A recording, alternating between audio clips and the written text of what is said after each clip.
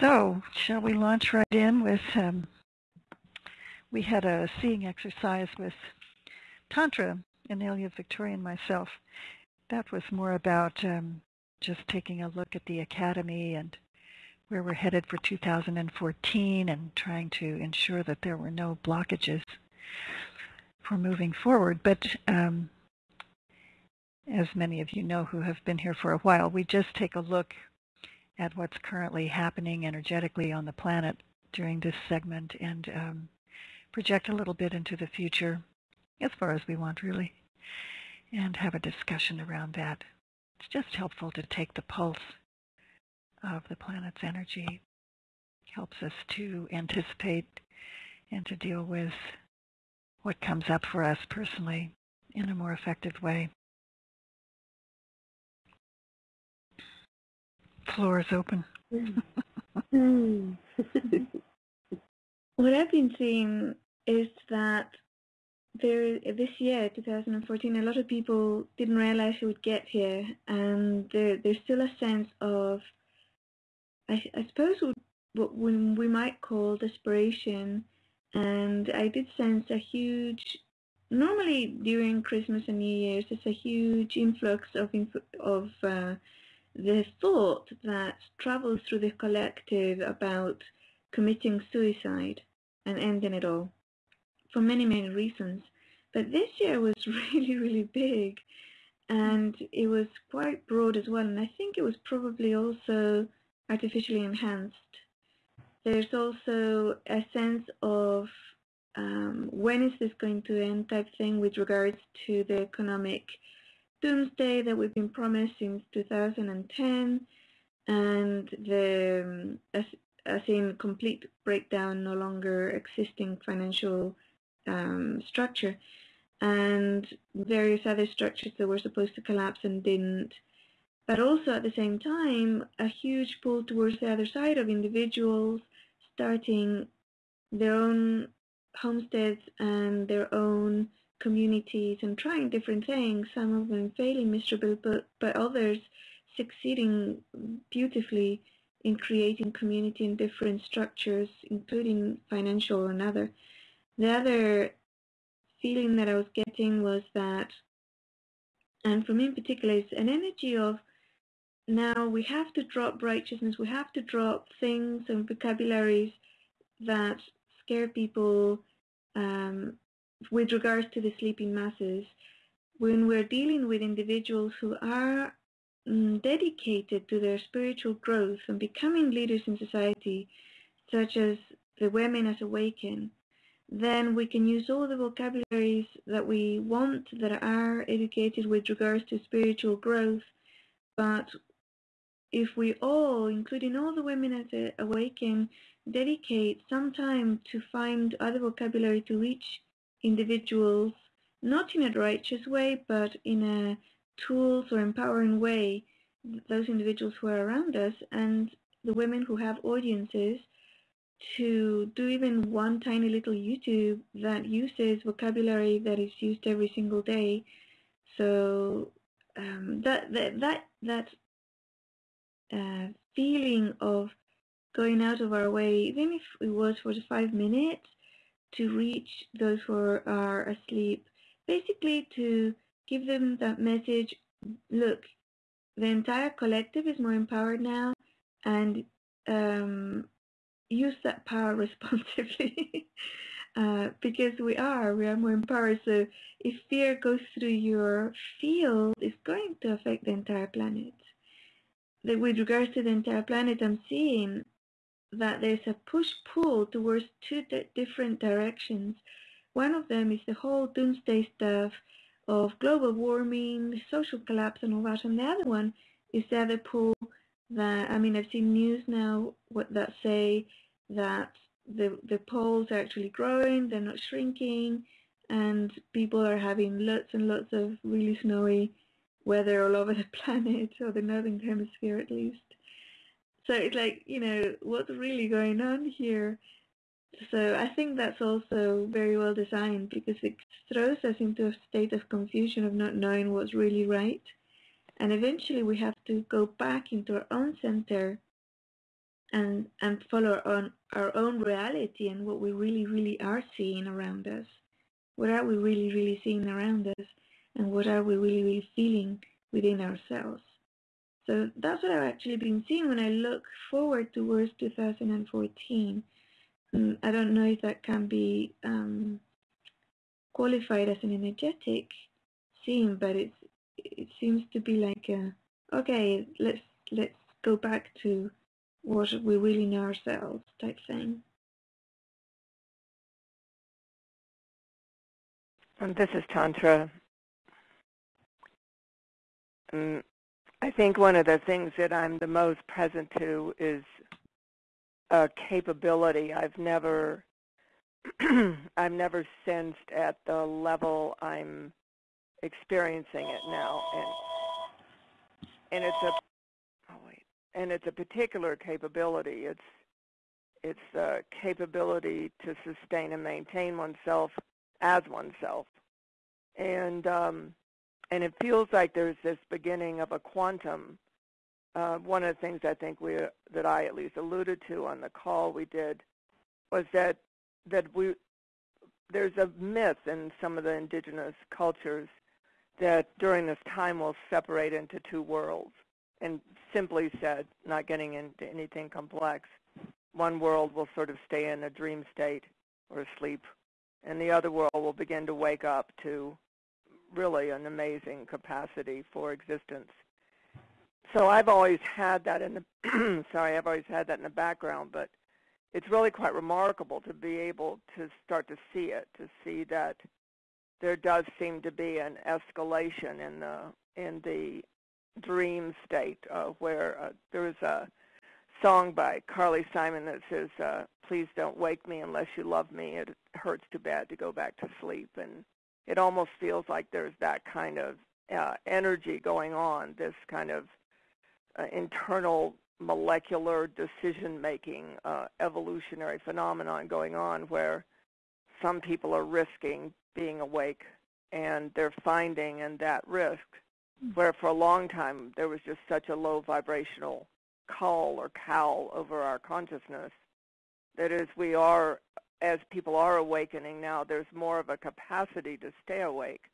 There's more of a capacity to remain awake and not be drawn back into the illusion or the sleep state. And I think that's what I'd like to bring to the call, because given that I was 3 years old and started seeing all this then, there's a deep, profound, touched by the beauty of that going on in my life right now. And it's been interesting because my end of the spectrum is doing a call today, and I just said to myself since the 1st of January, I'm not rolling up my sleeves until today at 9 o'clock Pacific, because I really want to take a moment to pause and just say, oh my gosh, here we can do it now. And I don't really think it'll be everybody. I do think we're in a duality-based reality on this planet just by the nature of mass and by the nature of matter and energy.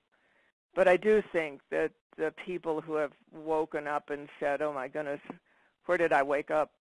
I don't belong here. And we can't say we don't belong one place and without having the internal template that we do belong another place. And I think that other place in creation I'm finding it starting to I wouldn't say be secure, but to stabilize. I am finding that. When you describe it, it looks like, you know, when you wake up in the morning and there's a lot of fog or cloud cover very low to the ground.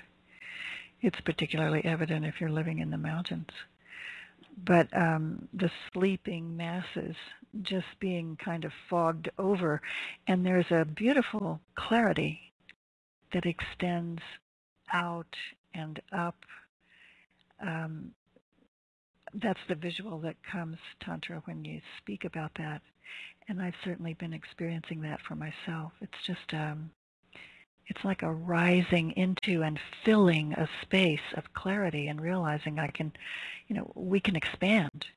We can play on this field now, and this field is strong. Yeah.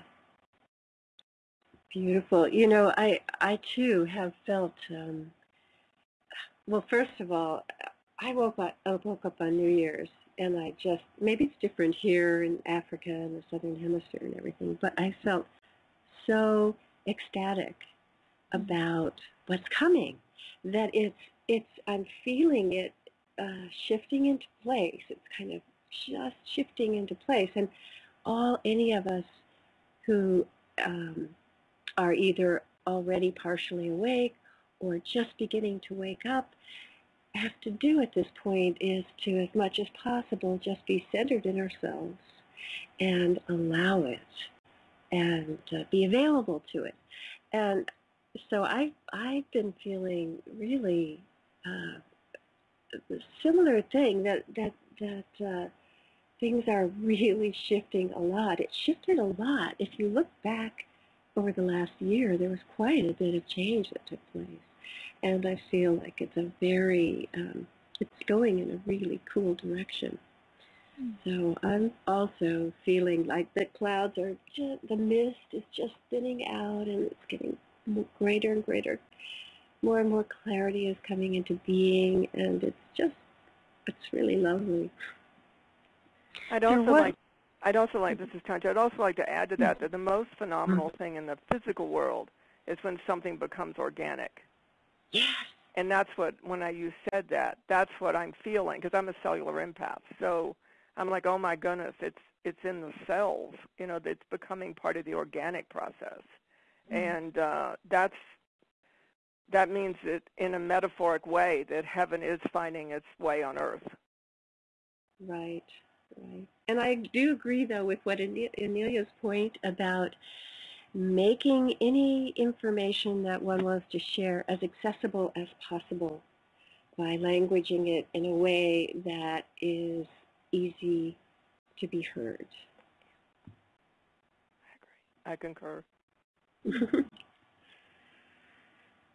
There was an interesting click that happened, as you said, Vic, on the January 1st. It was as though, for me, I hadn't been able to move forward. I hadn't felt like working at all. And there was just this, and it was overnight. Just woke up on the 1st and just went, whoa, back in the saddle, ready to go. Right. And I said when I woke up in January, I went, oh my goodness, the guys are finally on our timeline. Because I felt the same click. It was amazing. It was like, whoa, actually on the 1st. Of course, we had a new moon too. Yeah.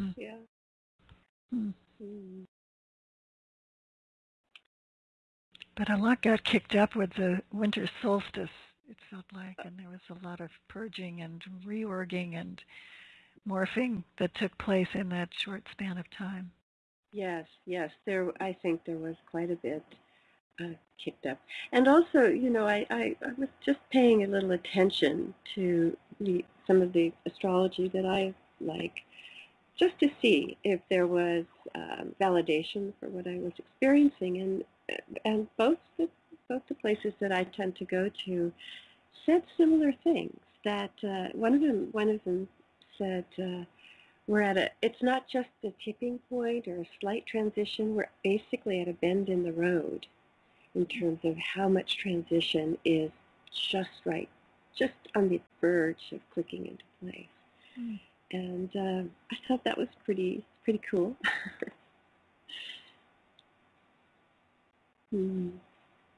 Yeah, and we have an advantage here at the Academy, and Tantra, I know you have a community, but if we're in community and we agree to bridle that potential together, the sky's really the limit. I was thinking about that this morning in my meditation, and the word believe came up. If we all believe, and I know some people object to that term and like the term if we all know, but there is an element of belief that is a bit of a crutch to get to knowing. And I don't have any opposition to using it. And I think if we set our minds to working with that this year, we can really help each other have some amazing breakthroughs.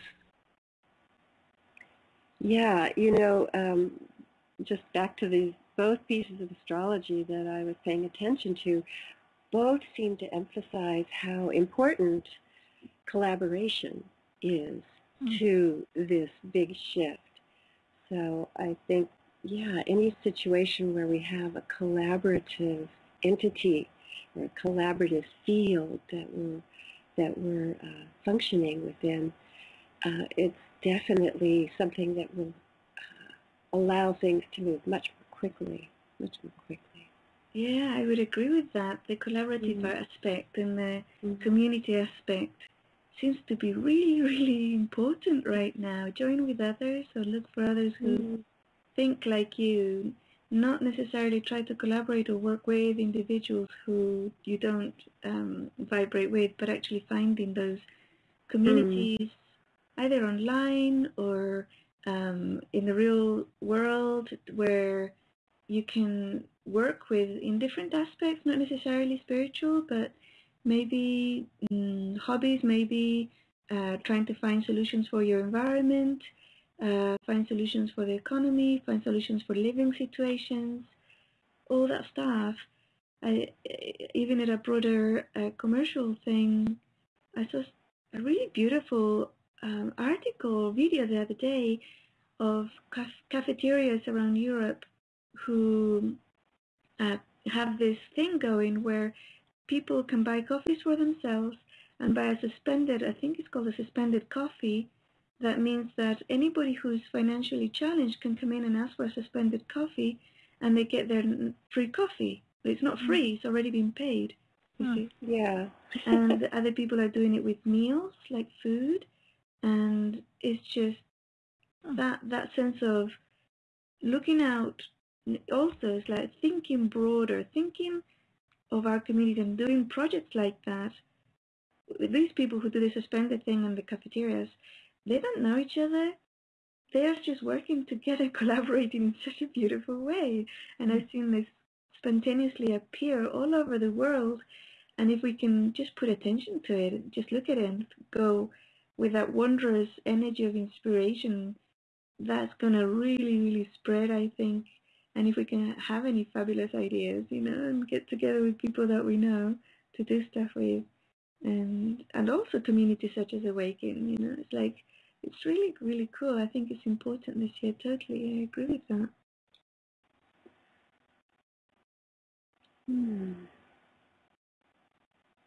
It's kind of like what my friend Charles Eisenstein calls the gift culture, which is, you give gifts and you get gifts as well. It just happens. But you start by making the gesture, the generous gesture, and that opens up the flow. I mean, that's kind of the principle of flow, too.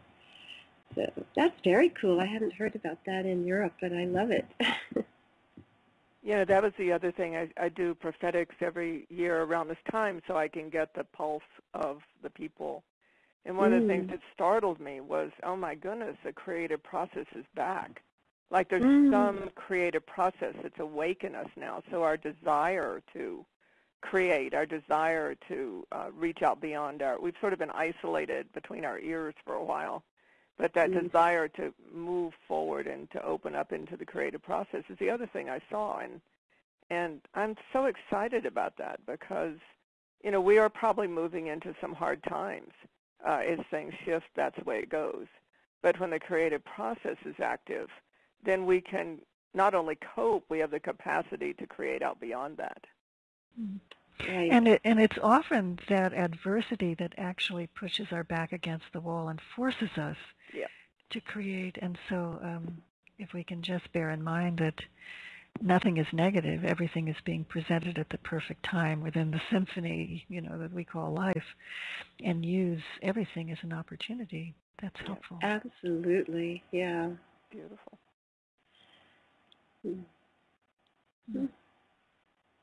Tantra, anything else in the prophetic that you might want to share with us? Well, yeah, I was trying to think how to bring it down into simple terms because I, like you all, have a body of knowledge I work with. But one of the things we've talked about over these years, one of the common conversations is this idea of remembrance, being able to remember who we are, what we came for, that kind of thing. And I'm kind of in a from a psychic standpoint, I'm in kind of a, whoa, could I really be seeing this? Really, honestly. And it's like this remembrance of how we knew each other, like the veils really parting. And it seems logical in some sense if we do wake up. If we are waking up, we could really be waking up to what brings us together and why we are seeking to be one together. And that was fascinating to me, because this capacity of remembrance, I think, is extending itself beyond where I had perceived it could go. And then the idea of having, that we have been trying to have for a long time, but we haven't ever gotten to experience what it is to actually have. Like, we've been in forward movement a long time, going to attain something, to get to somewhere. And there seems to either be, and perhaps Inelia could elaborate on this because I'm not quite as savvy about it as I think I should be, but there seems to be a sort of a container energy, like a be here now energy, where we're not moving forward anymore. We're sort of have arrived, and now it's about building a container. Container is probably not exactly the best word, but in my world, it's like building a field. And that seems to be prevalent in the prophetics also. Like, people having a sense of either, and I think that suicide thing has something to do with that, the startled feeling that there's no place to go anymore, and a reaction in the system to, oh my, if there's no place to go, then I shouldn't be here anymore. And then some people in there's no place to go, and wow, where are we? Yeah. Right. Nailed it. That's it. That's exactly, yeah. Yeah. Yeah, because the old system, even though maybe the financial system hasn't collapsed in the way that it was described in the 3D and all that, but energetically, the old system is definitely not there. It's just not there. And the attractors, like the attractors to greed, there were things that we were driven by that were very survival-oriented. And when that survival orientation disappears in our system, we don't know what we're doing here anymore. What came up for me, Tantra, when you described this field, this opening into this creative space, is it's simply a matter of interpretation. And so if you are interpreting it based on solely your experiences throughout the patriarchal paradigm, the old paradigm, then you put a negative judgmental spin on it. Right? But if someone has done a little bit of work to become more conscious, or is willing to suspend belief and just explore, that's when the magic happens. Yeah, beautifully said. Yeah. The capacity for the unknown. Oh, yeah. Love that.